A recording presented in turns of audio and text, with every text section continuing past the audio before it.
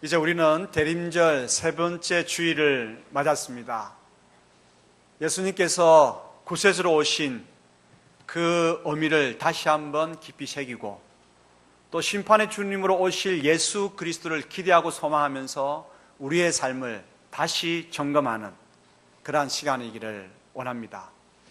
이제 대림절 세 번째 주간을 밝히는 촛불이 하나, 둘, 세 개가 켜졌습니다.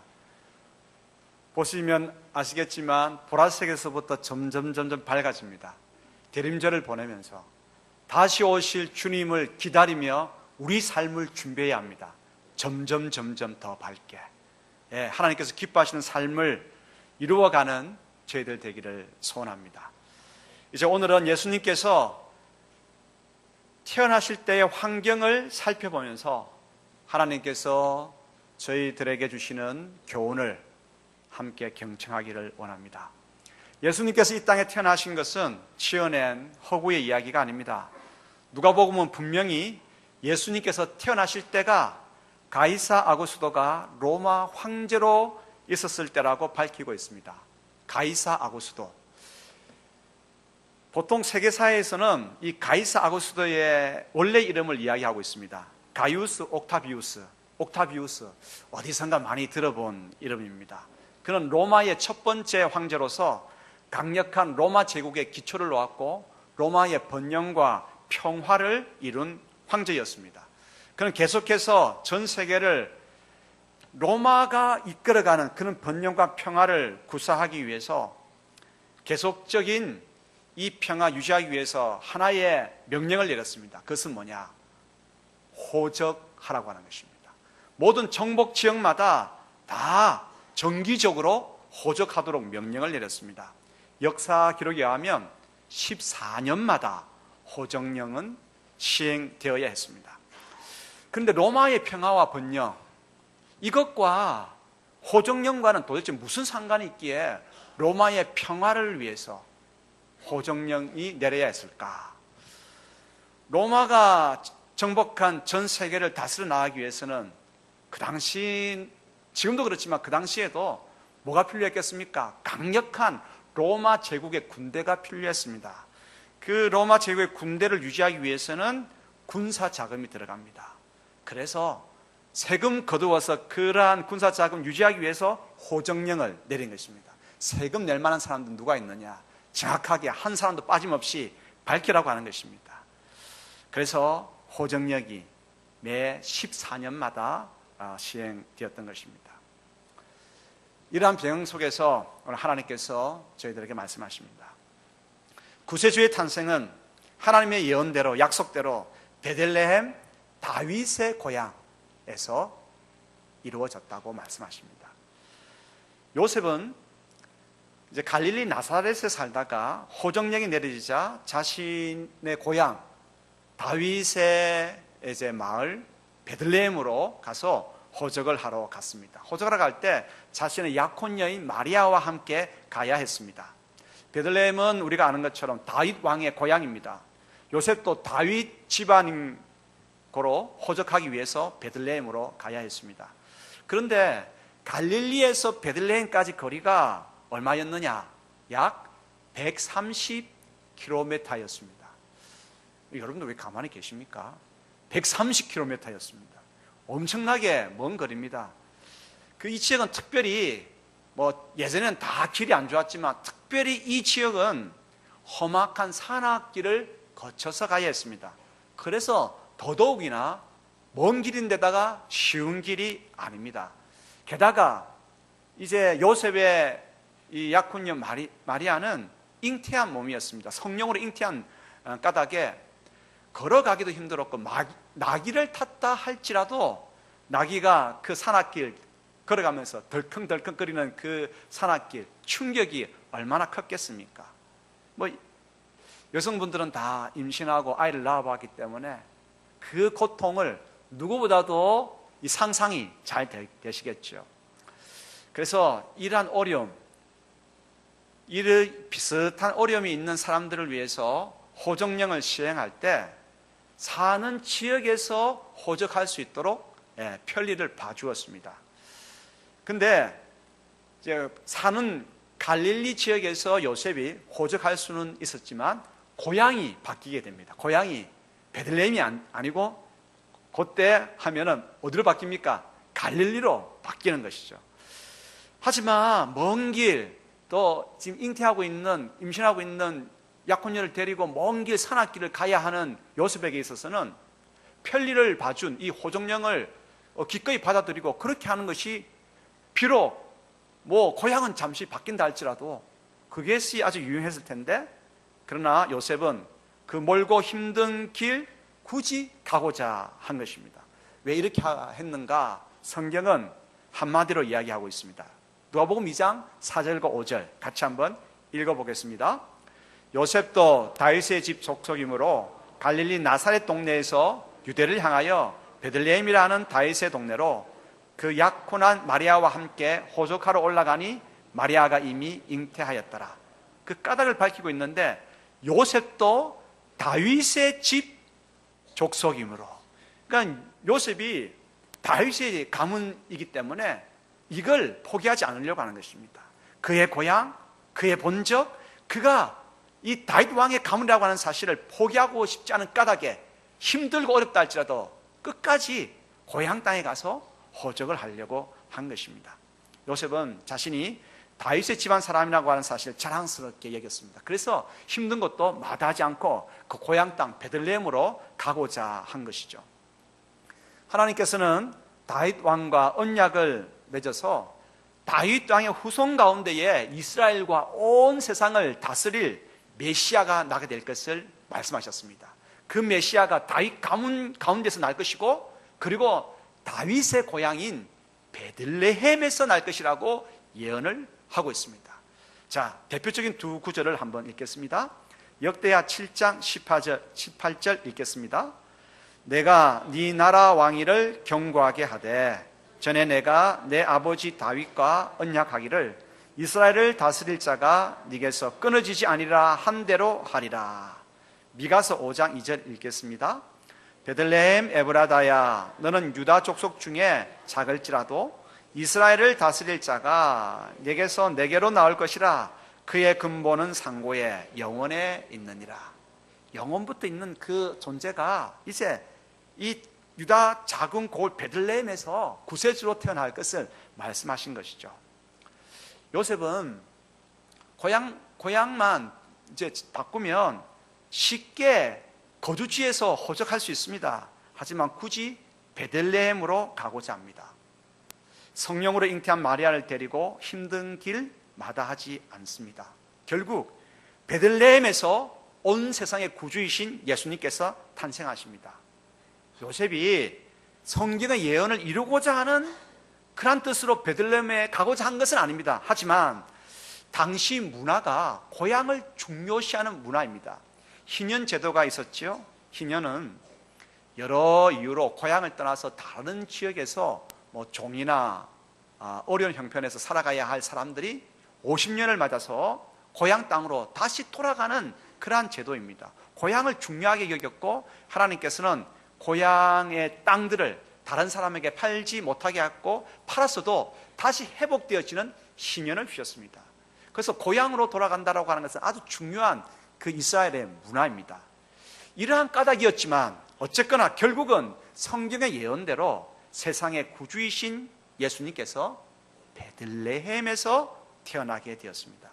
예수님의 탄생은 여러 성경 예언들의 성취의 결과입니다.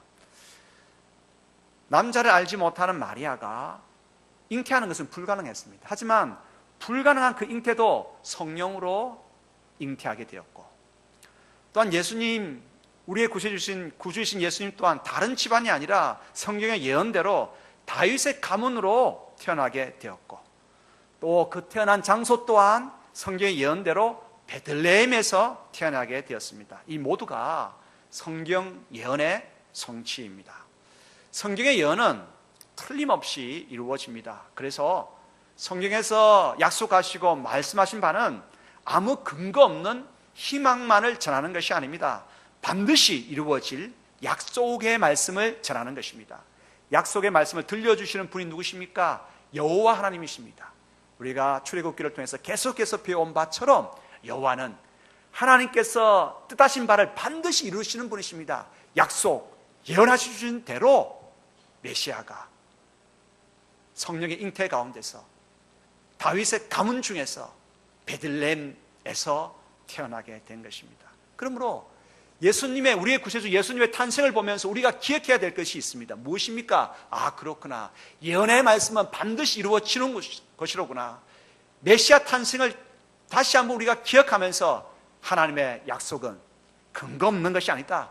세상 사람들은 뭐 불리해지면 아, 그건 뭐 그때는 그랬지만 지금은 상황이 달라요 라고 뻥이야 라고 말할 수 있습니다만은 하나님은 약속하신 바 반드시 이루어 주시는 분이십니다.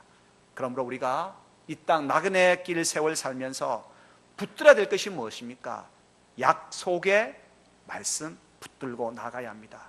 여호와 하나님께서 반드시 우리 삶 가운데서 행하실 놀라운 구원 말씀을 통해서 약속해 주셨습니다. 그러므로 성령의 예언대로 그 약속 말씀을 붙들고 오늘 대림절 주 예수 그리스도께서 오심을 기다리는 저희들의 삶이 되기를 소원합니다. 이 대림절 기간 다시 한번 우리 마음 가운데에 가다듬고 다져야 할 마음이 있다라고 한다면 약속의 말씀을 내가 붙들고 살아가겠다 마음 먹기를 바랍니다. 오늘 하나님께서 우리에게 들려주시는 이 약속의 말씀 붙들고 나아갈 때에 비록 어려움이 닥친다 할지라도 약속의 말씀 붙들고 나아갈 때에 반드시 하나님께서 우리의 걸음들을 이끌어 주실 것이고 힘든 모든 것들을 다 열어서 우리의 걸음이 빛나게 할 것이고 세상의 복으로 살아가게 할 것입니다. 그래서 이 세상이 어둡고 여러 가지 무질서와 그러한 악으로 가득하다 할지라도 그래도 희망이 있는 까닭이 무엇입니까? 약속의 말씀을 붙들고 나가고자 하는 교회가 있고 성도가 있기 때문입니다. 약속의 말씀을 붙들고 나아가고자 하는 마음 새롭게 다지는 대림절 기간이기를 소원합니다.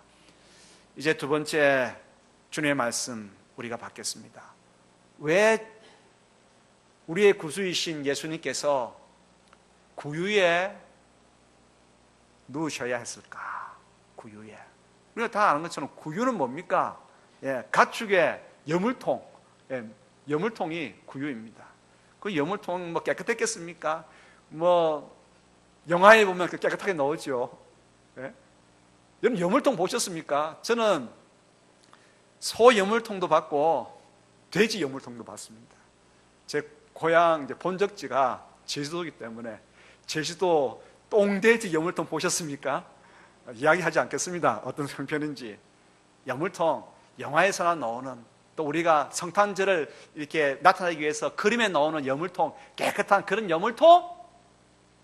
아닙니다. 왜 그 여물통 구유에 예수께서 나셨을까? 거기에 뉘어져 있었을까? 생각해 하기를 원합니다. 베들레헴에 요셉과 마리아가 도착했을 때 마리아가 해산할 시간이 다 되었습니다. 마리아는 굉장히 힘들어했을 터이고 그것을 지켜보는 남편 요셉은 안전부전 못했습니다. 그래서 해산할 장소를 찾았겠죠. 이제 영안을 두드리면서 이야기합니다. 아내가 곧 아기를 낳으려고 합니다. 방을 구할 수 없을까요? 그러나 아무도 그를 거들떠보지 않습니다. 계속해서 문을 두드립니다. 아내가 곧 아기를 낳을 것 같아요. 제발 방 하나만 주실 수 없나요? 부탁드립니다. 또 보니까 뭐 행색이 돈 뭐 많이 있는 것 같지도 않고 하니까 우리는 방 없어요. 다른 데 가보세요. 매몰차게 현관문 꽝 닫아버립니다. 그래서 바람이라도 피하고 싶어서 똥냄새 나는 마구간으로 들어가게 되었습니다. 성경은 예수님께서 태어나신 곳이 마구간, 뉘어진 곳이 구유라고 기록하고 있습니다. 가만히 생각해 보면 이해는 갑니다. 왜냐하면 호정령으로 인해서 조그마한 마을이 지금 막 북적북적 술렁술렁 활기차게 되었습니다. 왜입니까? 14년마다 돌아오는 대목이 왔기 때문에 그렇습니다. 이제 호적하기 위해서 고향으로 돌아온 사람들, 그 고향으로 돌아온 사람들 때문에 음식점이 여간이 막 북적됩니다. 어떻게 하면 돈 많이 벌겠습니까? 고향 찾아온 사람들에게 엄청 바가지 씌워서 한몫 챙겨야 되지 않겠습니까? 우리나라는 2개월 뒤에 세계적인 행사를 치릅니다. 뭡니까? 동계올림픽. 여러분 동계올림픽 하는 줄 모르십니까? 왜 가만히 있습니까? 동계올림픽 2개월 뒤에 어디에서 열립니까? 평창에서 열립니다. 평창은 큰 마을이 아닙니다. 큰 도시 아닙니다. 근데 동계올림픽 전 세계 각국에서 많은 선수들이 그 스태프들과 기자들과 함께 옵니다. 그 많은 사람들 묵을 숙소가 어디 있습니까? 그래서 지금 겨울에는 건축을 잘 안 합니다. 예. 하지만 겨울인 지금 평창 얼마나 춥습니까? 얼어붙는데도 지금도 숙소 짓느라고 야단입니다. 숙소가 모자라서 가정집을 숙박업소로 내놓았는데 하루에, 물론 집이 좋아서 그렇겠지만 하루에 얼마인 줄 아십니까? 100만 원 넘는 것도 있습니다. 여러분 돈 많아서 그런지 별로 놀라지를 않으시네. 방이 있어도요 예약을 받지 않는다고 합니다. 왜? 시간이 가까우면 가까울수록 더 많은 돈을 받을 수 있기 때문에. 경기장 근처에 좀 괜찮은 숙박업소는 평균이 하루 90만 원입니다. 숙박비는 숙박업소 자율로 정해져 있어서 단속하는 것도 만만치가 않습니다. 사람들 생각에 언제 다시 평창 이 조그마한 마을에서 동계올림픽을 할 수 있겠어? 그러니까 지금 할 때 이때 한몫 봐야 되지, 그 생각 가지고 있는 것이죠. 베들레헴도 마치 평창 같았을 겁니다. 평창보다 더 했으면 더 했지. 왜냐하면 14년마다 오는 것 아니겠습니까? 14년마다. 그래서 호정형 때문에 고향 찾아온 사람들로 인해서 음식점과 여관 활기찼을 것이고, 그리고 모처럼 베들레헴이 많이 막 북적이었을 것입니다. 하지만 모여든 사람들 어떻게 보였을까요? 사람이 사람으로 보이지 않고 돈으로 보였을 것입니다. 아기 예수님께서 마ኅ갓간에 탄생하실 수밖에 없는 까닭을 성경은 분명하게 여관에 방이 없었기 때문이라고 기록하고 있습니다. 이제 곧 해산할 여인에게 방을 내어주지 않는 베들레헴의 분위기, 여러분 읽을 수 있겠지요. 해산 기미가 보이는 다급한 마리아, 그리고 안절부절 못하는 요셉, 그 누구도 도와주지 않는 가운데 어쩌지 못해서 마구간으로 피하고 있습니다. 거기서 아기 예수를 낳아서 가축의 여물통인 구유에 뉘어야 했습니다. 여간의 방이 없었기 때문에. 이 사실은 뭡니까? 그때의 그 베들레헴 사람들의 마음이 얼마나 강팍한지를 보여주고 있습니다. 얼마나 이기적이었는지를 잘 드러내고 있습니다. 물론 호정령 때문에 많은 사람들이 와서 또 이제 요셉은 늦게 왔기 때문에 방이 없을 수도 있겠습니다. 하지만 방이 없다, 그렇게 하기에는 왠지 마음이 의심이 가는 것이, 혹시 분위기상 요금 더 받기 위한 것은 아닐까, 그런 생각 듭니다. 그리고 방이 다 찼다 하더라도 마리아는 지금 어떻습니까? 해산할 여인이 아닙니까? 여간집 주인이 딱 보면, 고개 내밀어 보면 지금 배부른 여인이 해산할 기미가 있다고 하는 것을 알지 않습니까? 그런데 객실이 없다고 매몰차게 방 없어요, 문 닫아 버리고 있습니다. 그런데 요셉이 말입니다. 아내가 지금 해산할 때가 되니까 여간만 두드렸겠습니까? 여러분 어떻게 생각하십니까? 김성주 집사님, 요셉이 여간만 두드렸겠습니까?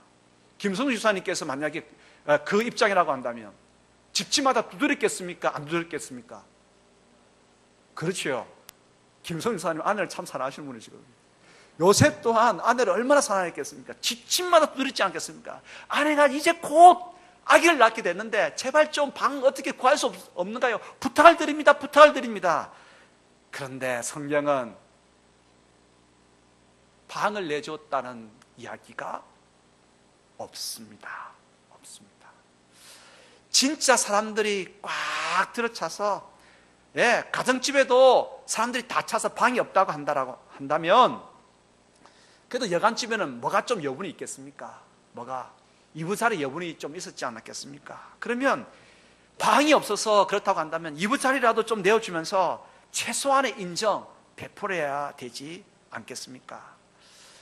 방 한 구석만, 방 하나가 아니라 방 하나의 그 구속만 내어주었다 할지라도, 이부자리 한 채라만 배려했다 할지라도 메시아를 맞은 사람으로서 오고 오는 시대 가운데에, 성탄절을 맞는 매 역사 가운데에 그 사람 이름은 기억되었을 것입니다. 하지만 그러한 이야기는 성경에 기록하고 있지 않습니다. 탄생하실 아기 예수를 맞이하기 위해서 다른 이들은 어떻게 했습니까? 태어날 아기 예수를 위해서 동방박사들은 먼 길을 멀다지 않고 왔습니다. 목자들은 새벽에 천사들의 소식을 듣고 달려와서 마구간에 태어난 아기 예수를 맞았습니다. 그런데 베들레헴 사람들은 어떻게 했습니까? 베들레헴 사람들은 가만히 앉아서 메시아를 맞을 수 있는 그런 놀라운 기회가 있었습니다. 하지만 그 놀라운, 그 귀한 기회를 스스로 걷어차고 말았습니다. 돈 벌기에 바쁜 그들에게 메시아는 뒷전입니다. 가장 큰 축복을 이제는 더 얻을 수가 없습니다. 베들레헴 사람들은 너무 바빴습니다. 세상의 가치와 세상의 분위기를 따라서 살다 보니까 구세주를 맞이할 수 있는 가장 큰 축복을 잃어버린, 어쩌면 가장 안타까운 사람들입니다. 자, 그러면 베들레헴 사람들만 손가락질할 것이 아니라 대림절을 보내고 있는 우리들은 어떤가, 우리들의 마음은 어떤가 돌아보기를 바랍니다. 예수님께서 베들레헴에서 태어나신 까닭은 그 베들레헴 사람들에게 은혜를 주시기 위함입니다. 구세주를 맞이할 수 있는 그 놀라운 은혜를 주시기 위함입니다. 그런데 요한복음 1장에는 이렇게 기록되어 있습니다. 구세주가 자기 땅에 오나 백성들은 영접하지 아니하였다고 기록하고 있습니다. 예수님께서 오늘 대림절을 지내고 있는 오늘 우리 가운데 계시는가 한번 살펴보십시다. 문 밖에서 예수님께서 오늘 똑똑똑 두드리겠습니다. 문 좀 열어주시 않겠는가? 똑똑똑 문을 두드리고 계십니다. 요한계시록 3장 20절에 볼지어다 내가 문 밖에서 서서 두드리노니 라고 기록하고 있습니다.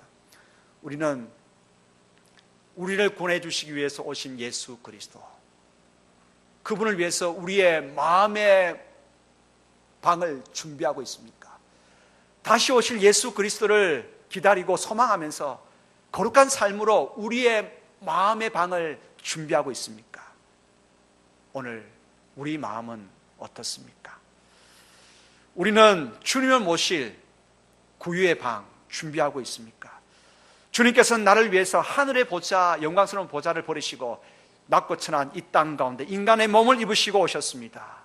친히 오셨고 구유에 누이셨고 십자가에 달려 죽으셨고 부활하심으로 우리의 구원을 확증시켜 주셨고 오늘 이 땅을 살아가는 나그네 인생길 살아가는 우리의 모든 눈물을 닦아주시고 힘들고 어려울 때에 우리의 사연 많은 이야기를 들어주시고 오늘 우리에게 힘주시는 분이십니다.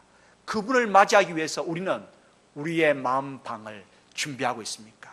문을 두드리고 있는 예수 그리스도에 대해서 우리는 어떻게 하고 있습니까? 방 없어요? 다른 데 가보세요 하고 있지는 않습니까? 사랑하는 성도 여러분, 너무 세상의 가치를 따라가다 보면 절대 예수 그리스도를 영접할 수가 없습니다. 우리의 마음에 그분을 모셔드리지 못합니다. 돈 버는 일에 바쁘면, 죄악을 즐기는 일에 우리의 삶을 그냥 방치해 두면 주님 모시지 못합니다. 그러므로 오늘 우리의 삶과 마음을 바꾸십시다. 비웁시다. 청소하십시다. 그리고 주님을 맞이하십시다. 대림절 오늘 이 기간에 예수님께서는 우리 마음 문 밖에 서서 두드리고 계십니다. 주님께서 왜 구위에 마구간에서 나셔서 구위에 누이셔야 합니까? 사람들이 방을 내어주지 않았기 때문입니다. 구위에 누이신 예수 그리스도를 바라보면서 오늘 우리가 마음먹어야 할 것이 무엇입니까? 주님, 다시 우리의 마음을 청소하겠습니다. 가득 찬 우리의 욕심과 그러한 것들을, 악한 것들을 비우겠습니다. 그리고 주님 위해서 이 마음의 방을, 우리의 삶을 내어드리겠습니다. 이 다짐 할 수 있기를 소원합니다. 또한 왜 예수 그리스도께서 그 위에 누이셔야 했을까?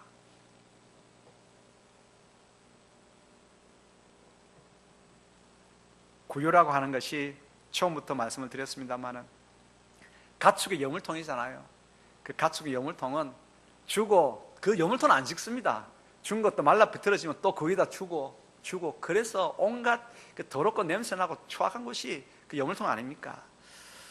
그런데 바로 그 여물통 구유에 그리스도께서 나셔서 그 구유 위에 누이셨습니다. 주님은 가장 천하고 낮은 구유에 누워 계십니다. 구유에 누워 계신 예수님은 누구십니까? 근본이 하나님이십니다. 하나님의 아들이시고 그분 본성이 하나님이십니다. 하지만 그분께서는 내가 어떻게 이런 자리에 누워 있을 수 있어 하지 않으셨습니다. 오히려 그곳에 누워 있는 것을 기뻐하셨습니다. 여러분, 불교의 석가는 왕자로, 왕가에서 태어났습니다. 유교의 공자도 상류 가정에서 태어나서 고등교육을 받는 혜택을 누렸습니다. 그러나 하나님의 아들, 하나님의 본성을 가지신 예수 그리스도께서는 베들레헴, 사람들이 다 방을 내어주지 않아서 마구간에서 태어나셔서 여물통에 누워 계십니다. 주님께서 여물통에 누워 계신 것은 가장 소박하고 가장 겸손한 주님의 모습을 잘 보여주고 있습니다. 그래서 마태복음 11장 29절에 보면 나는 마음이 온유하고 겸손하니 나의 멍에를 메고 내게 배우라, 그렇게 말씀하셨습니다. 가장 겸손하시기 때문에 예수님께서는 오늘 겸손하시기 때문에 가장 힘들고 또 치욕적이고 가장 또 보면 사람들이 싫어하는 그곳에 있는 내가 어떻게 이 자리에 있어야 되겠어 하지 않으셨습니다. 가장 사람들의 밑바닥, 냄새나는 구유에 나심으로 모든 인간의 고통과 어려움 다 예수님께서 지고 가시고자 하시는 것입니다. 전쟁의 참상 가운데 놓여 있는 사람과도 예수님은 이야기가 됩니다. 그래서 위로를 하실 수 있습니다. 왜요? 구유에 나셨기 때문입니다. 불치병을 앓고 있는 환자와도 대화가 되고 그들의 마음을 쓸어줄 수 있습니다. 왜입니까? 그분께서 구유에 누워 계시기 때문입니다. 모든 고통과 역경, 공고와 허기, 빈곤과 아픔에 처한 사람들을 비롯해서 온 세상 모든 사람들의 친구가 되어주실 수 있고 위로자가 되어주실 수 있고 구세주가 되어주실 수가 있습니다. 왜입니까? 그분께서 구유에 나셨고 누워 계시기 때문입니다. 가끔씩 저에게 교도소에서 편지가 옵니다. 제가 알고 있는 분들이 교도소 간 게 아니라 그냥 편지가 옵니다. 가끔씩. 이유는 뭐죠? 영치금 좀 목사님 넣어주십시오 라고 편지가 옵니다. 그러면서 자신의 사연을 이렇게 저렇게 쓰는데 한 분의 이야기입니다. 다른 사람들은 자기 이야기 안 들어준다는 거죠. 안 들어주기 때문에 그래서 화가 나서 그렇게 더 큰 사고를 쳤고, 그런데 이 구치소에 와서 성경을 읽게 되었는데 성경 읽으면서 예수님께서는 자기 이야기 들어주시는 분이라고 확신이 생겼다는 것입니다. 왜 확신이 생겼느냐? 왜냐하면 예수님께서 구유에 나신 것을 보고 자기 이야기 들어주실 수 있는 분이다, 확신이 생겼다는 것입니다. 그래도 자신은 어디에 있습니까? 감방에 있지 않습니까? 감방에 있는 자신은 마구간 구유보다는 훨씬 낫다는 것이죠. 그런데 구유에 나신 그분, 그래서 내 이 사연 많은 이야기를 예수님께서 들어주실 수 있겠다. 그래서 예수님을 나의 구주로 믿는 그 믿음의 길을 지금 가고 있다라고 그렇게 기록을 해놓고 있더라고요. 참 그 분의 이야기를 들으면서 맞다 싶습니다. 여러분, 높은 자리에 있으면 낮은 자리에 있는 사람의 형편을 알 수가 없습니다. 하나님께서 왜 하나님의 아들 예수 그리스도, 하나님의 본성이신 그분을 가장 인간의 어쩌면 가장 천한 자리, 그 여물통에 누이게 하셨습니까? 이유가 뭐겠습니까? 인간의 모든 고달픈 인생, 가장 천한 삶의 형편 다 이해하는 그 자리에서 온 세상의 구주로 사람들의 모든 이야기 들어주시기 위해서 하나님께서는 하나님의 아들 예수 그리스도를 구유에 니게 하신 이유입니다. 사랑하는 성도 여러분, 그러므로 여러분들의 눈물 나는 사연들은 무엇입니까? 가슴 아픈 이야기들은 무엇입니까? 야, 내 이야기 이걸 내가 누구한테 이야기하면 들어줄까? 안 들어줍니다. 사는 사람들은요.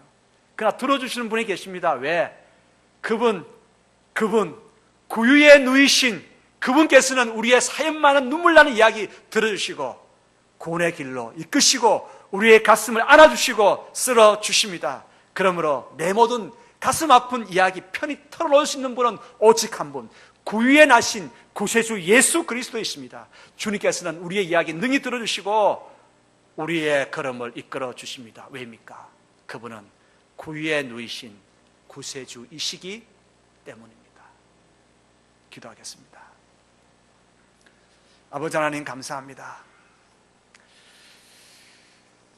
구유에 나신 구세주 예수 그리스도를 생각하면서 우리의 욕심과 우리의 죄악을 즐기는 그 마음 때문에 그 방을 내어둘 수 없었다고 하는 이 사실을 깨닫고 다시 한번 회개하며 우리의 마음을 비우고 우리의 마음을 청소하여 대림절 주님 문을 두시는 주님께 방을 내려 드리고자 합니다.